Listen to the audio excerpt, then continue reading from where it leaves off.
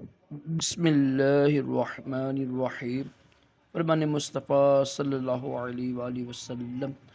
تمہارا مجھ پر درود پاک پڑھنا پل صراط کی طریقے میں نور ہوگا۔ صلو علی الحبیب صلی اللہ علیہ محمد صلی اللہ علیہ وآلہ وسلم۔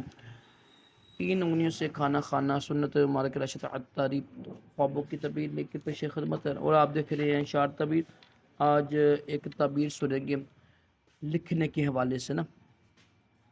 دیکھیں یہ لکھنا ہے ظاہر ہے اچھا بھی ہوتا ہے برا بھی ہوتا ہے، اور قرآن پاک کی بڑی مشہور آیت ہے نا، اقرأ بسم ربک، پڑھو، تو یہ علم کی بہت فضیلت ہے۔ حضرت ابن سریر رحمۃ اللہ تعالی علیہ نے فرمایا کہ اگر خواب میں دیکھیں نا کہ وہ لکھ رہا ہے یا لکھ رہی ہے، یا کسی کو لکھنا سکھاتا ہے، یعنی مطلب یہ کہ ٹیچنگ کر رہا ہے یا کر رہی ہے، تو یہ بہت اچھی تعبیر ہوتی ہے۔ شرط یہ ہے کہ جو لکھ رہا ہے یا لکھوا رہا ہے وہ اچھا ہو، کوئی قرآن پاک ہو، حدیث ہو، کہ اچھی بات ہو، تو انشاءاللہ لکھنے کی یا کسی کو لکھوانے کی سکھانے کی تعبیر یہ ہوگی کہ انشاءاللہ اس کے علم میں عقل میں اضافہ ہوگا، اور وہ علم عقل لوگوں کو سکھائے گا، لوگوں کو نصیحت کرے گا، حکمت سکھائے گا۔ اور اگر خواب میں دیکھے نا کہ کوئی چیز لکھتا ہے تو اس کے شر اور فساد پر تعبیر ہے، یعنی کوئی چیز لکھ رہا ہے اور وہ چیز صحیح نہ ہو تب۔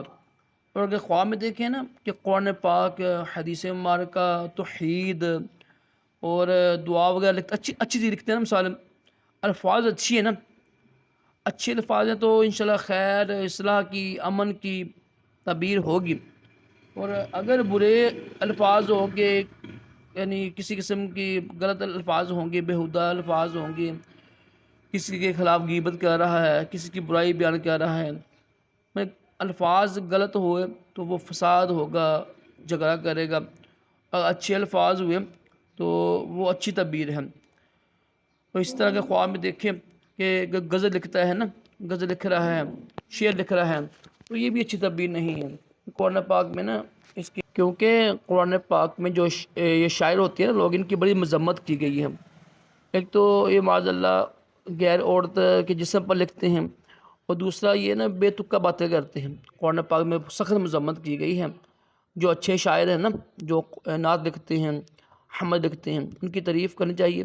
بہرحال اس خواب کی تعبیر یہی ہے، اچھا لکھے گا، اچھا سکھائے گا تو انشاءاللہ خیر ہوگی، امن ہوگا، علم میں اضافہ ہوگا، عقل آئے گی، حکمت آئے گی۔ اگر غلط چیز لکھ رہا ہے، کوئی غیبت ہے، کسی کے عیب لکھ رہا ہے، تو شعر لکھ رہا ہے غلط، تو یہ برائی کی تعبیر ہے، تو بس استغفار کریں۔ اللہ پاک سے دعا ہے اللہ پاک ہم سب کو اچھے خواب دکھائے، برے خوابوں سے محفوظ رکھے۔ صلو علی الحبیب صلی اللہ تعالی علی محمد صلی اللہ علیہ وآلہ وسلم۔